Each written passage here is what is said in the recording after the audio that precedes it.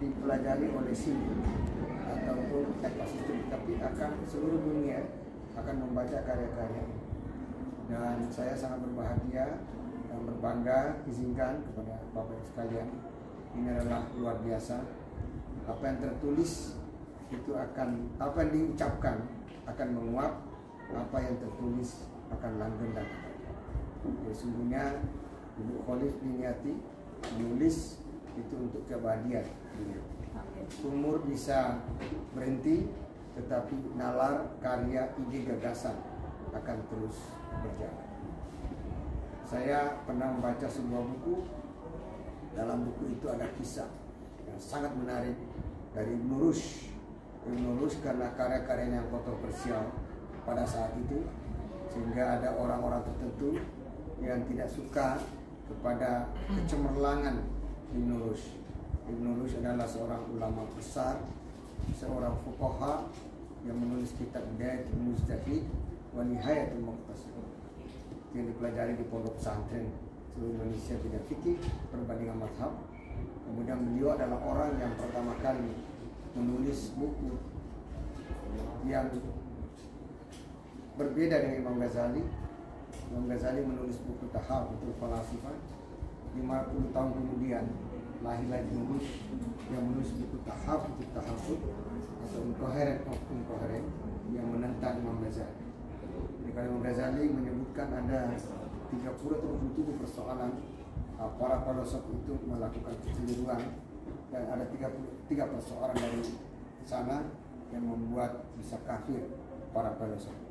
Jadi beliau menulis Tahafutul Falasifah untuk menunjukkan kekeliruan para filosof, kekacauan berpikir para filosof, dan itu bertentangan dengan akidah atau iman Islam. 50 tahun kemudian datanglah Ibn Rushd mengatakan, bukan filosof yang kacau, Imam Ghazali lah yang kacau. Itulah kehebatan. Suatu waktu buku-buku yang ditulis oleh Ibn Rushd, karena beliau adalah seorang ulama yang pada saatnya, pada zamannya orang yang paling paham filsafat Aristoteles adalah Ibn Rushd, dan beliau menulis kurang lebih 100 buku yang terkait dengan syarah filsafat Ibn Rushd. Dan waktu itu tidak semua orang cocok dengan penelitian Ibn Rushd, dan satu waktu karya-karya Ibn Rushd, kitab-kitabnya dibakar. Ketika kitabnya dibakar, murid-muridnya pada datang menangis. Wahai guru, bagaimana nasib buku-buku kita, kitab-kitab kita ini yang dibakar pada hari ini? Ibn Rushd mengatakan, tidak usah khawatir, buku-buku ini akan bisa dibakar terbakar oleh api, tapi ide-ide dan gagasan-gagasan besar dalam buku ini akan terbang seperti gunung yang melampaui abad zaman. Dan terbukti pada hari ini karya-karya Ibn Rushd sebagian dibakar, tetapi memori, pikiran orang, gagasan orang, dan sampai hari ini dipelajari. Setiap orang belajar filsafat Aristoteles atau filsafat Islam pasti mengutip Ibn Rushd. Dan Ibn Rushd di Eropa dikenal sebagai Averroes, bahkan ada Averroism. Dan kontribusi yang luar biasa Ibn Rushd adalah karena beliau yang pertama kali mendeklar tentang pentingnya hukum kausaliti, hukum sebab akibat. Dan itulah hukum sebab akibat, hukum kausalitas itulah yang merupakan induk atau sentrum daripada sains yang dikembangkan. Saya pikir itu, dan teman-teman sekalian, Bapak Ibu guru kepala madrasah, Bapak dari Kakanwil, terima kasih, dan seterusnya. Tentu saya harus dari sini sambutan singkat saya.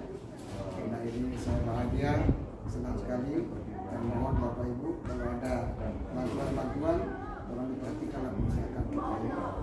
Dan saya akhiri dengan kutipan saya sendiri tentang buku.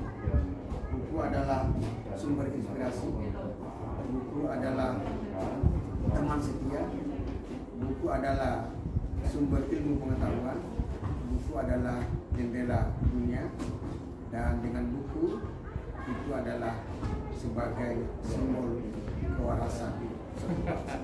Sepanjang kita masih cinta buku, bersama buku, menulis buku, itu berarti kita masih waras sebagai anak bangsa. Demikian, Allahumma barik. Wassalamualaikum warahmatullahi wabarakatuh. Waalaikumsalam. Terima kasih Pak Yan. Dan kita tambah satu lagi ya Pak. Dengan buku akhirnya kita bisa bertemu bertatap muka. Itu luar biasa. Terima kasih sekali. Ya, fotonya dulu. Iya. Para